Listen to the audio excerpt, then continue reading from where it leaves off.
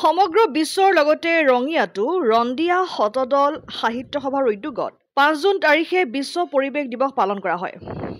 পৰিৱেশ দিৱস উপলক্ষে ৰঙিয়াত অৱস্থিত ঐতিহাসিক আৰিমত্ত গড় সংৰক্ষণৰ দিশে এখোজ কাৰ্যসূচী ৰূপায়ণ কৰি কেইবাটাও গছপুলি ৰোপণ কৰা হয়। উল্লেখ্য যে ৰজাদিনীয়া গড়টো একাংশ দুষ্কৃতিকাৰীৰ কবলত পৰি ধ্বংস হোৱাৰ উপক্ৰম হৈছে। এই বিষয়ত ৰন্দিয়া শতদল সাহিত্য সভাই উদ্বেগ প্ৰকাশ কৰি প্ৰশাসনক শীঘ্ৰেই ব্যৱস্থা গ্ৰহণ কৰাৰ দাবী জনায়।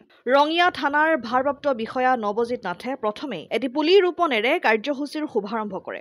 আনহাতে ৰন্দিয়া শতদল সাহিত্য সভাৰ প্ৰাক্তন সভাপতি জয়ন্তজিৎ কলিতা, প্ৰতিষ্ঠাপক সম্পাদক তথা অসম সাহিত্য সভাৰ মাতৃভাষা ৰাজ্যভাষা প্ৰয়োগ সমিতিৰ সদ্য প্ৰাক্তন আহ্বায়ক হেমন্ত কলিতা, সহকাৰী সম্পাদক বিপুল তালুকদাৰ, বিষয় শিক্ষক কৈলাশ শৰ্মা, বাহাৰুল ইছলামৰ লগতে কেইবাগৰাকীও বিশিষ্ট ব্যক্তি উপস্থিত থাকি আৰিমত্ত গড় সংৰক্ষণ, সংবৰ্ধন আৰু সৌন্দৰ্য বৰ্ধন কৰাৰ প্ৰয়াসক সহযোগ কৰে।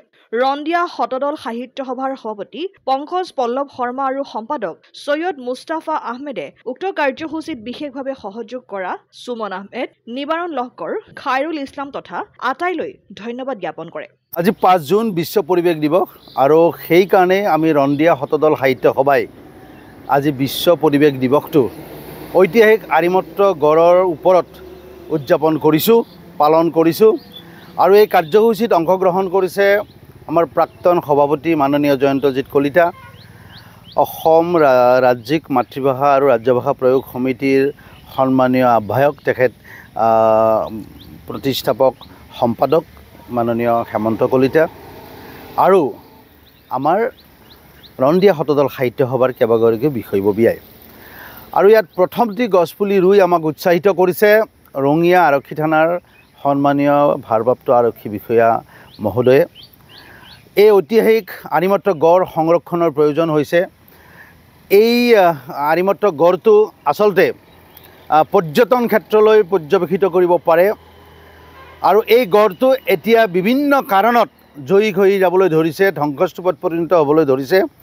আমি সেইকাৰণে আৰিমত্ত গড়টোক যাতে আমি সংৰক্ষণ কৰিব পাৰোঁ, চৰকাৰৰ দৃষ্টিগোচৰ কৰিব পাৰোঁ, মাননীয় ৰাইজসকলৰ দৃষ্টিগোচৰ কৰিব পাৰোঁ, সকলোৱে যাতে সহযোগ কৰি এই গড়টো আমি সংৰক্ষণ কৰি আমাৰ মানস পটত যেনেকৈ ইতিহাসত এই গড়টো জিলিকি আছে তেনেকৈ সদায় জিলিকি ৰাখিব পাৰোঁ, তাৰ কাৰণে আমি এই প্ৰয়াস কৰিছোঁ।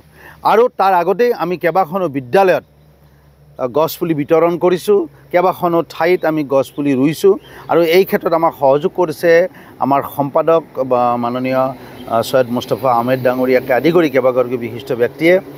গতিকে সকলোকে সহযোগ কৰিছোঁ আৰু সকলোকে আহ্বান জনাইছোঁ যে আহক বিশ্ব পৰিৱেশ দিৱসটো আমি সুন্দৰকৈ উদযাপন কৰোঁ, যাতে আমাৰ পৰিৱেশটো আমি বিচৰা মতে হৈ থাকে।